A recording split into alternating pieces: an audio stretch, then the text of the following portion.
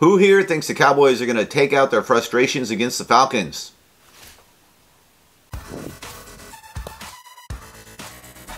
Welcome back. Let's go! Ah! Hey, welcome back everyone to another Ed and Eddie Silver and Blue, talking Cowboys all day, every day. Hey, this week, it's got to be a redemption week, man. Gotta. After last week just getting stomped out by the Broncos, I think that this is going to be the week where we have to just let all that frustration out, get back on track. Complete debacle last week, and I agree. I almost feel sorry for the Falcons. I have no doubt that Dallas is going to go in and stomp them. You know, I hope so. Again, we underestimated a team with a winning record last week at home, like on the road against us, and they punched us right in the mouth. So I'm hoping we can set the tone and we can hit the Falcons hard early on, and that way we get the easy lead. Agreed. It was pretty clear that Dallas guys were kind of riding high. Even the coaching staff, I heard McCarthy said last week that they didn't practice as much as kind of study film and discuss strategies and stuff, and I think he's going to turn it around this week. And well, he said as much. And so I expect a lot more physicality from the Cowboys and a lot more effort. Yeah, and you know, when you kind of look at the matches too, again, knock on wood, because we said the same thing last week, yeah. I see us offensively, defensively, and special teams having the edge. I mean, when you look at our offense compared to their defense, they don't have a lot of stellar guys out there. Right. Some of their players, like Dante Fowler Jr., their pass rusher, and some of their other guys throughout their secondary, they're okay, they're decent, but no gangbusters, and they're defensively, they're not ranked nearly as high as Denver as well. Right. Denver had a legitimate defense, and I kind of overlooked that in our preview of the Broncos last week, but you're right. Atlanta doesn't. So I expect Dallas to get back on track and score in the 30s this time. I got a little carried away last week and thought they'd be 40s, but I'm confident that Dallas will score in the 30s this week. And, you know, I'm hoping, too, that the best way to get us back on track is to establish that run game early and often. I think Zeke and Pollard should both have a big game. I could see us easily going over about 130 rushing yards, maybe 2 rushing TDs, but I think that should definitely be our focal point today. I thought Zeke was effective last week, and they weren't able to use him as much as they could have because they fell back, you know, behind so quickly. But he still had a decent average, and I do think that he and Pollard are going to average 5 yards or more a carry. Defensively, what do you think?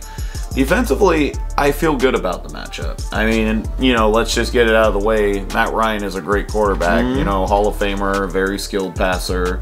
Just, I don't know if they have the great weaponry. Not without Calvin Ridley.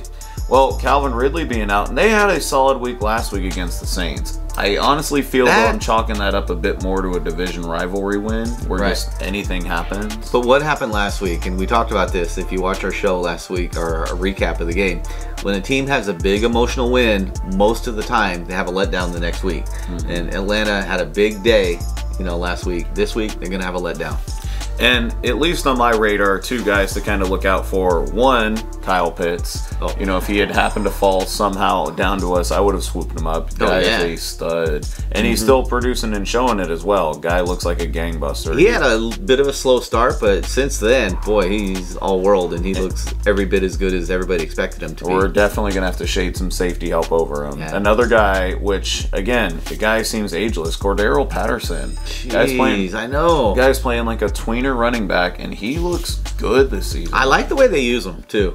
You know, it's always something a little different. I wish we would do more jet sweeps, frankly. Just throwing that out there. We've been saying that for years. Jet sweeps, read options, screens. Those are 3 plays. I would love to see at least 3 each a game. Right. Yeah, well. But, no. Yeah, Patterson, I agree. But, you know, all in all, I do think we have a bit of an edge with that here. I know one big storyline that's been going into this game is like, oh, Dan Quinn revenge game. No, just keep it as simple as we need to win a football game. I don't care about Dan Quinn getting a personal accolade over Matt Ryan. I don't care if it's, you better have 5 sacks. Just win the ball game. Win the ball game. I'm concerned about our line a little bit. Number 1, is Tyron going to play this week? Number 2, if he doesn't, how are they going to situate the tackle situation? Because last week was ugly. Personally, my own prediction, I think Tyron's going to miss again. I think it's going to be the same one.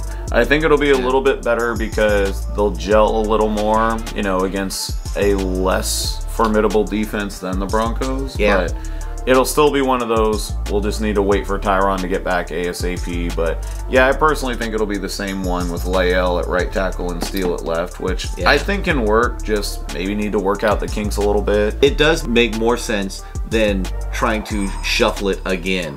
You know, keep it the same way it was last week. They'll get a little more used to it. Another week of practice. So yeah, they did you hear the description of McCarthy said switching from right tackle to left tackle? It's like trying to wipe with the other hand.